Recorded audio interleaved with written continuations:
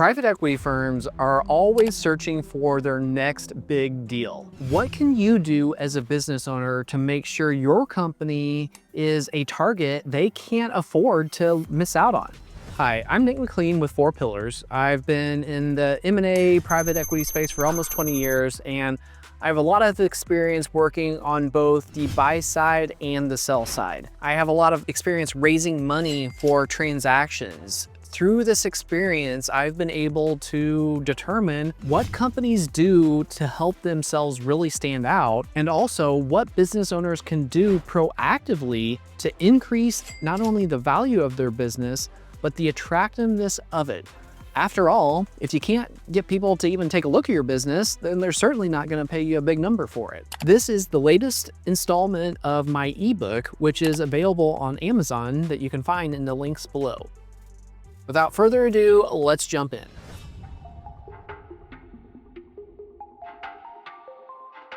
I mentioned that the pre-LOI phase is a marathon. Getting private equity interested in your company is one objective within the process that supports that statement. It isn't easy to find PE buyers. Well, it's easy to find them, but not so easy to find one that you actually want to work with and then build a relationship with them. As a business owner, I wouldn't be surprised if you get calls from investment banks or business brokers. You might even get some calls from actual PE firms directly. If so, the first step would be to start taking those calls, especially from the private equity firms. The bankers and brokers will just try to convince you to be a client, saying things like, I have buyers looking for businesses just like yours, or now is a great time to sell. Perhaps you're ready for that. Be warned though, many people will claim to be the buyer at first, or at least imply that, but they are actually a banker or a broker. Or sometimes what they will say is, I have an actual seller lined up, and really what they mean is they have a database of potential buyers, but not somebody that has looked at your company in particular.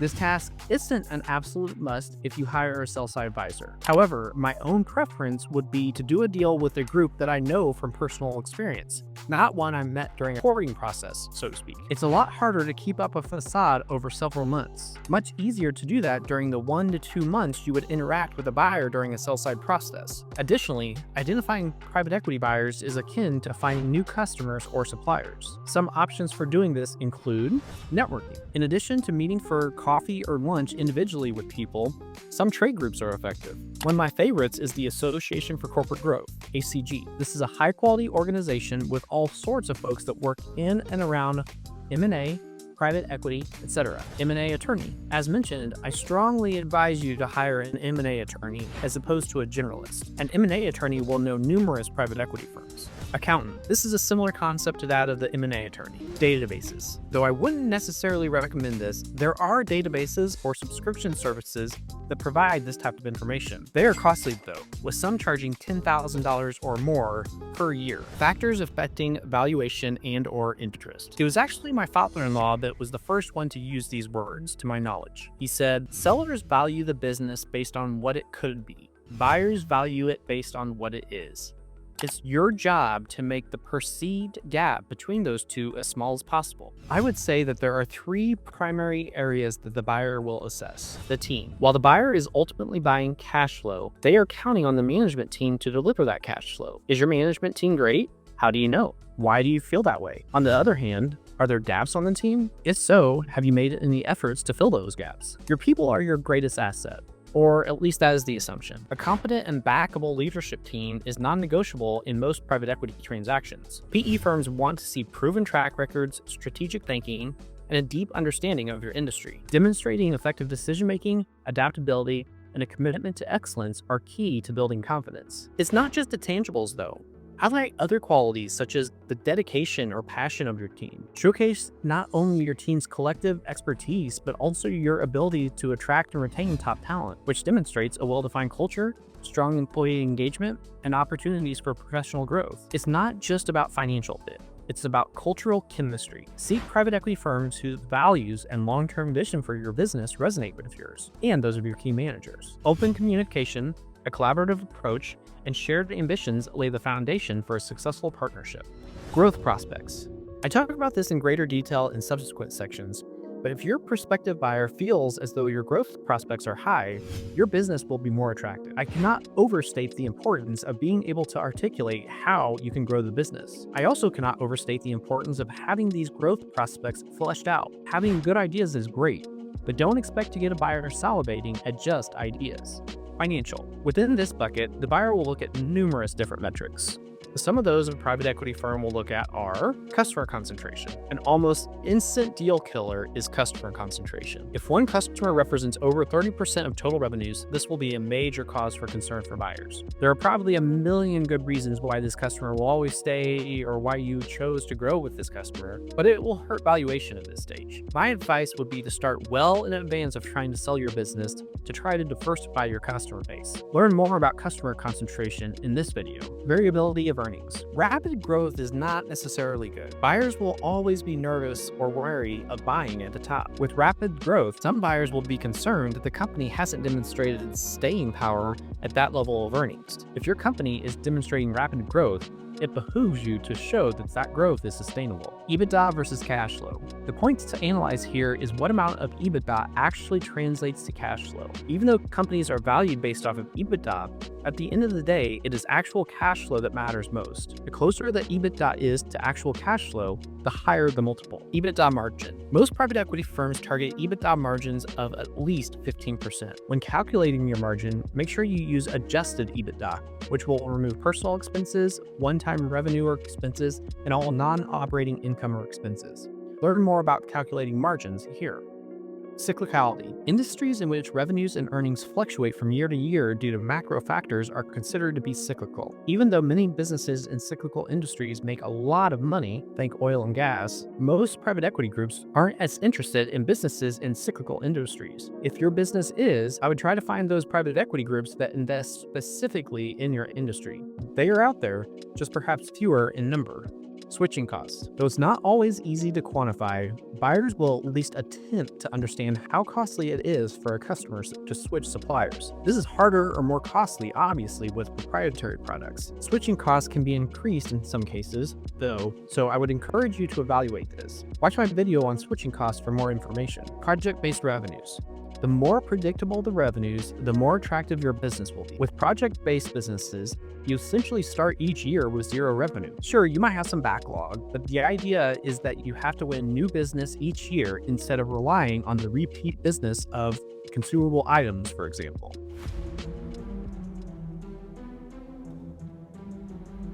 If you've made it this far, hats off to you. My hope is that you find this to be the most valuable section of the video. Sure, the other sections are informative, but the intention of this section is to provide some actionable advice to increase the value of your business. Now be warned that I am not a YouTube sensation or an influencer. Because of this, I don't know how to make millions overnight or anything like that. But I do have experience as a CEO growing businesses in the lower middle market. One objective that is often overlooked is the goal of increasing the sophistication of the business. If you think about your largest customers in terms of their overall size, dealing with them is usually more difficult than dealing with small companies. However, for large companies, it is often easier to work with other large businesses. Why? Because the level of sophistication is consistent. Large companies have a process or a person for every little task. Entrepreneurs might call this sophistication bureaucracy. They would not be entirely wrong. Regardless, buyers like to see that a company is more sophisticated than just a mom and pop because it lends credence to the argument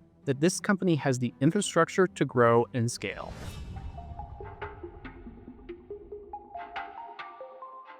As mentioned throughout this video, growth is a goal of private equity, but it also can be an effective lever to pull to increase the appeal of your business to any buyer. First off, for all the manufacturers or companies that run shifts, please don't say that you can grow your business by adding a second shift. If the demand is already there to support a second shift, then by all means, you should start running that shift right now. In a services business, if all you need are additional people, then why have you already put them in place? Can you really consider it a growth channel if you haven't been successful implementing it? Second, simply saying that all you need is a sales team is also something I don't love hearing. If all you need is a sales team, then hire one. The point here is if growth is so easy to achieve, then you should be the one doing it. Now, if the cost is too great to do so, or you feel like there's risk to it, then you need to be the one to make that clear front and center. If you think it's risky, why? If you can describe the risk intelligently, then you still build credibility. It's hard for me to describe what I think might be effective growth channels without knowing about your business. However, the key here is to show knowledge of your industry,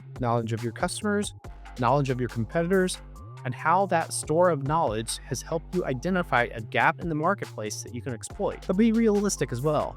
There are risks. Identify those. Also mention the time component. In sales and M&A, everything takes longer than it seems like it should.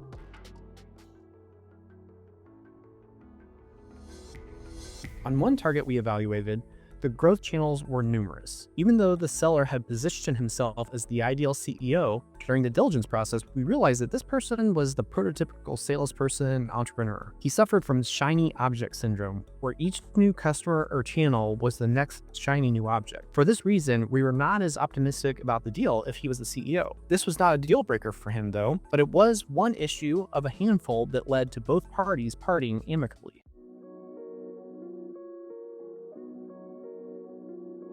I was talking to a business owner that manufactured certain types of products. In order to drive new sales, he would walk around various stores and see which products his company could manufacture. I love this, actually.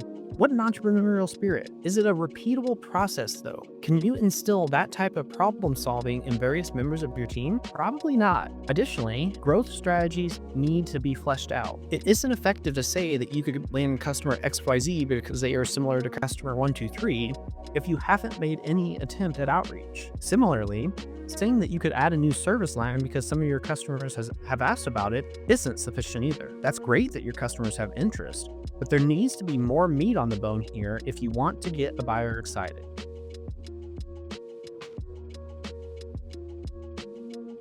On one deal we were working on, the growth projections were incredibly aggressive. Aggressive forecasts of this magnitude automatically invite a higher level of scrutiny. However, even under light analysis, the validity of the projections started to fall apart. This was a consulting type business based on billable hours. The projections indicated the gross margin increasing substantially during the forecast period. We asked why the gross margin was improving if the average billing rate hadn't increased. They actually said that was a mistake in their projections. Not ideal. In looking at future years, it seemed that revenue would double within 1 year. We asked what their plan was to double staffing in order to achieve that revenue.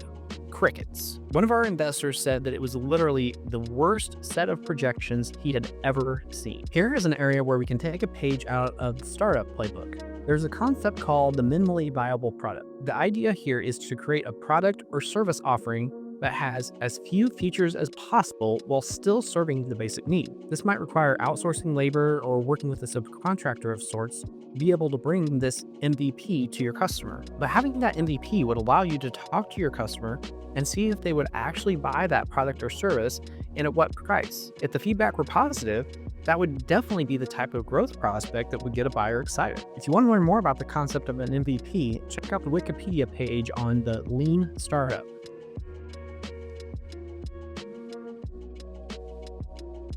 Another opportunity to differentiate is with your pricing strategy. So often I hear business owners use a cost-plus pricing model. I don't love this pricing model. In contract manufacturing, cost-plus makes some level of sense because the product is unique and there isn't a real market for it. For services businesses, it can be difficult as well. Even if you have no other method to use, at least be thoughtful about it. Should all products be marked up the same? Are there additional revenue line items you could add due to certain complexities of the product or service?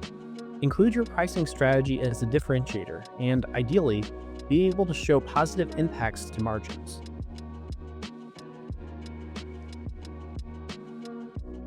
If you recall, I just spent a meaningful amount of time talking about the team and how important it is. I stand by that. But what is one downside of your team? They walk out of the building every night. In today's world, people switch jobs with much higher frequency, and that makes retaining the team that much harder. As a way to counteract that, I suggest trying to use the talent that you have to codify the way you run your business into processes and procedures. The point here isn't to increase bureaucracy or for folks to be able to cover their you-know-what. Instead, the goal is to codify the processes and procedures so that they're done the same way each time, and each time that they're performed, it is efficient. Further support for this type of initiative is the fact that many companies rely on one or a handful of key employees that do a number of jobs and/or are the only ones that do a certain critical job for the company. Documenting what these key employees do becomes invaluable in the event that they win the lottery or simply decide to work somewhere else. As an industrial engineer, I was trained in lean manufacturing. The concepts of lean are relevant to almost all areas of a business. One useful method is called value stream mapping. It works in 3 steps. First, the current state is identified in red. Next, the future state is identified after discussing with several individuals. Finally, a strategy is conceived to take the process from the current state to the future state. For example, shipping might be a critical function at your company and you only have one employee that handles it. I'm not suggesting studying everything this person does. Instead, look at 1, the most important parts of the job, and 2, the parts that only this person knows how to do. As indicated above, the next step would be to codify the various process steps in writing. My gut tells me that most business owners, or even most managers, would see this process and immediately think of ways to make it more efficient. Word to the wise though, implementing change is easy, just so long as people are not involved. Meaning simply that any change is hard because all change involves people. If your employee isn't overjoyed to be going through this process, it might help to frame it in terms of you thinking that they have to work too hard and wanting to make their job easier. If you want to learn more about value stream mapping, check out the guide called Learning to See. This guide only discusses manufacturing processes, but it can be used for any process, even menial office tasks. Regardless, the overarching concept here is to not go through your entire company and analyze everyone's job, then try to improve it. The point is to document the most important processes performed by the most critical functions. Communicate to a prospective buyer that this is business as usual, and they will be impressed.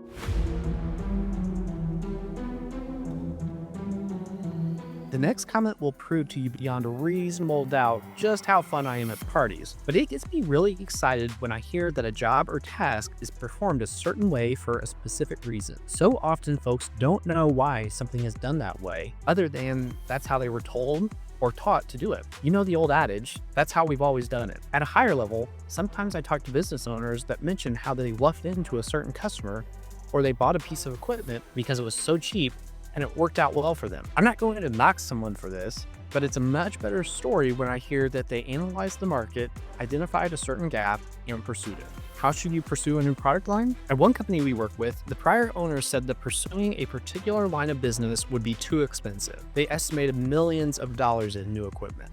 We weren't so sure. We analyzed the market and the competitive environment to see if there was sufficient demand for us to enter the market. Then we sourced the equipment. A total of $150,000, not millions. Fast forward about a year, and the new business has paid for the new equipment many times over. This is an example of how we intentionally pursued a new avenue for growth.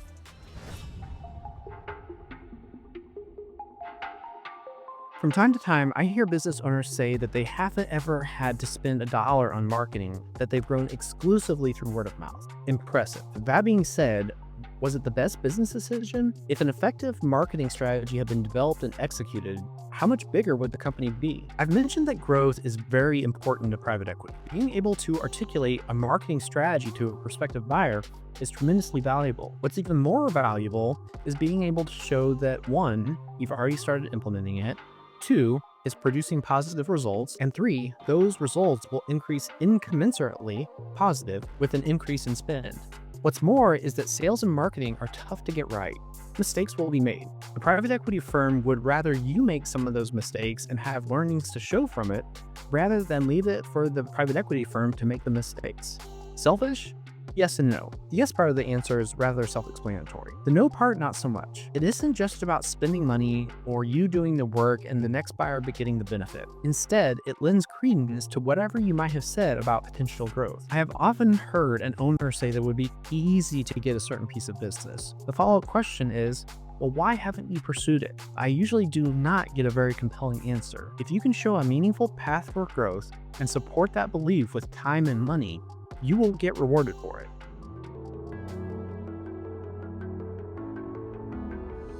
A source of pride for some business owners is that they don't have any debt on the books. This isn't a bad thing, but it isn't a real positive either. Why is there no debt? Are you as the business owner too nervous about the health of your company to put debt on a business? Well, most buyers probably wouldn't go that far. but it's fair to say that many buyers will not view a debt-free balance sheet as a huge positive or a reason to pay more. Don't forget to check out my video on 2 unpopular opinions I have on business success: owners who neglect marketing and those who avoid debt.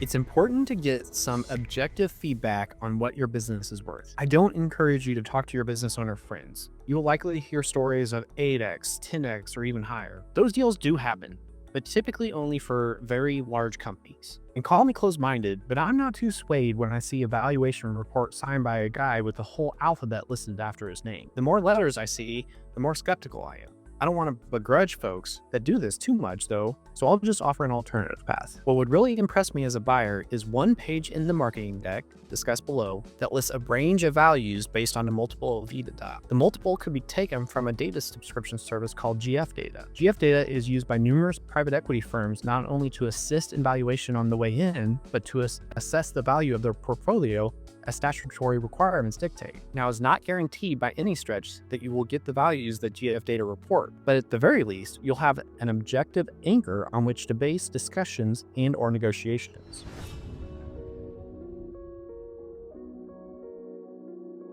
Our first deal was closed using an SBA loan. Part of the SBA process is a formal business valuation. Our lender is a huge SBA lender, so it clearly had its process down. The person that performed the valuation did have an assortment of letters after his name. He called me to talk about my plans and whatnot, and I was able to influence his estimate of value upwards. But if I was able to do that, wouldn't a business owner be able to do something similar? If so, why would a buyer rely on that report?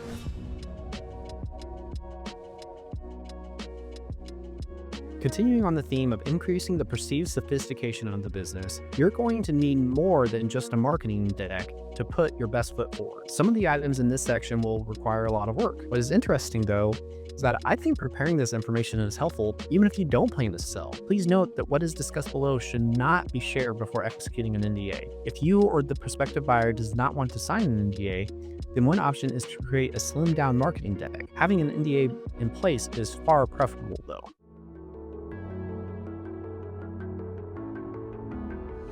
I've talked to business owners who bristle when I ask them for financial statements. In manufacturing settings, I've been told that if one particular machine is running, they are making money. Or in services businesses, they have so many jobs they could do, they don't know how to pick. Wonderful that your business is doing well. But those types of statements must be backed up with detailed financial data. Be able to talk about which products or services have the highest margins and back that up with the numbers. I don't want to imply that these are the only financial documents a buyer would like to see, but the following is a good start. Here is the real opportunity to stand apart from the rest. Provide these documents in Excel format. It's perfectly fine to remove formulas if you desire, but providing these documents in Excel format shows that you're serious and knowledgeable about the process. Monthly consolidated, if applicable, income statements and balance sheets for the most recently completed trailing 12-month TTM period, as well as the prior 2 to 3 complete fiscal years. AR and AP aging. Customer and vendor names should be redacted here. Sales by customer for the same periods as income statements and balance sheets, again with customer names redacted. Historical CapEx, schedule of personal expenses, budget for the current fiscal year. More info on this later in the video. Financial models showing historical results and future projections. More info on this later in the video as well. At this stage of the game, I would advise against sharing company tax returns. I'm sure you have nothing to hide, it just isn't typically done at this stage. In addition to historical financials, it will also be helpful to create a budget for the current fiscal year. If it's October or later, for example, start working on a budget for the next fiscal year, including CapEx and any other non-income statement items. Hopefully this is something that your company already does. If not, I recommend making this an annual process. Throughout the year, compare actual results to the budget and analyze variances. After the budget has been completed, the next step is to develop a forward-looking model that incorporates summary level info on the above plus projections for the next 5 years or so. The model should be as detailed as practical, not as detailed as possible, and include the appropriate balance sheet items such that an estimate for free cash flow can be calculated. If you're not an Excel jock or financially savvy, it might be worth hiring a contract chief financial officer for a few hours to do this, unless of course your internal finance person can handle it.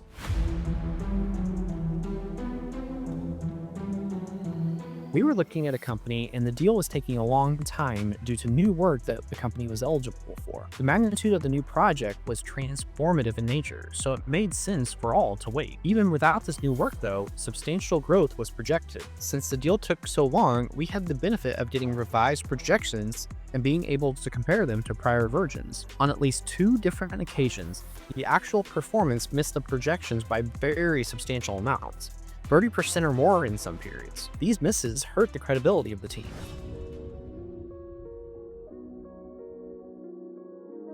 The marketing deck will be the key document you use to help increase the appeal of your business. After completing the content, I would encourage you to use a graphic designer to pretty it up. The point here isn't just to be a salesperson. As such, I would discourage overselling. Some owners say, we just keep growing year after year.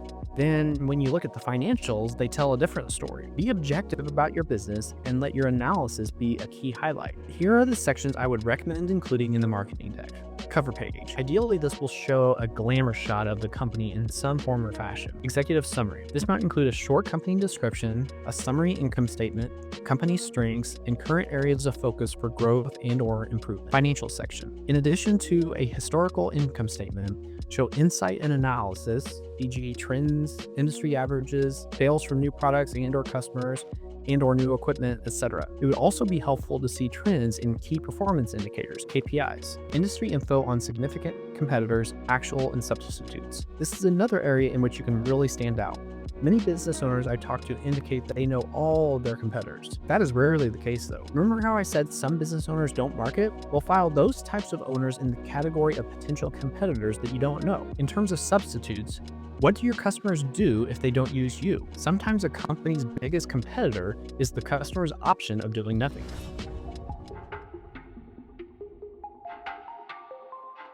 We were working with a company president that was also president of a trade group representing participants in his industry. A typical goal of a person in this role would be to expand membership. In other words, this person should know a large number of companies in the trade group and outside of it. But even with his deep industry knowledge, we were still able to find potential acquisition candidates that he was unaware of. This is no slight to the individual. I offer the information only to show how incredibly difficult it is to know the entire universe of competitors. Valuation. After the info on the industry, it might make sense to include information on company valuations within your industry. Here's where GF data can help. The point here isn't to indicate what multiple you will sell for, but instead to show that you are knowledgeable about M&A and valuations. Company history. Show some key dates, perhaps a picture of the old location if there is one, a few financial milestones, for example, crossing the $10 million revenue mark or something similar. Management team. This is a great opportunity to let the team shine brighter than you as the owner. Even if the credentials of some of your team don't stand out, talk about accomplishments within your company that have made them a star. This might even come in the form of personal anecdotes. Information on customers. Info presented in this section should be scrubbed so that it is impossible to discern who the customer might be. Regardless, it would be great to show how stable these companies are, why your products or services are so critical, etc. Information on suppliers. This should be scrubbed as well to withhold identities. The main focus here is that you have a robust and redundant supply chain. Growth strategy. Summarize your growth strategy, highlighting all of the relevant knowledge. Be upfront about challenges and risks. Key challenges. You can't or shouldn't talk about how great your company is without providing at least a little information about the challenges, risks, and/or obstacles you face. Again, use this as an opportunity to show how knowledgeable you are about the industry. A very popular question is, what keeps you up at night? So be prepared to answer that one for sure.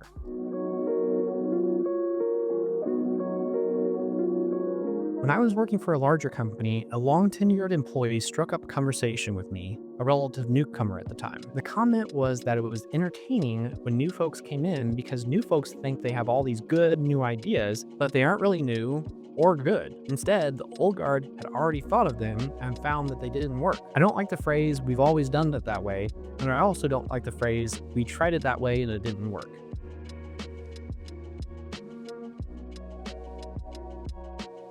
The final piece of the marketing packet is a VDR, or virtual data room. There are subscription services available, but you can simply use Dropbox or some other file sharing service. At a minimum, the VDR should contain the files we have discussed here as well as supporting documents. However, I would try to encourage you to think more broadly and from the perspective of the seller when deciding what to include.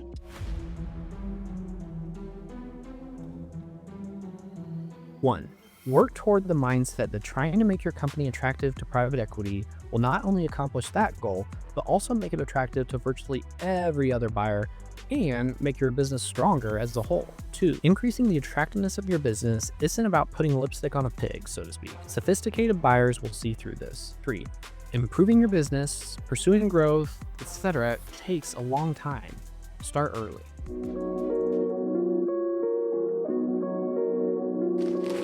We're almost all the way through the ebook, which is on how to sell a business or at least make your business more attractive, but you might be interested to hear that I cover the other side as well.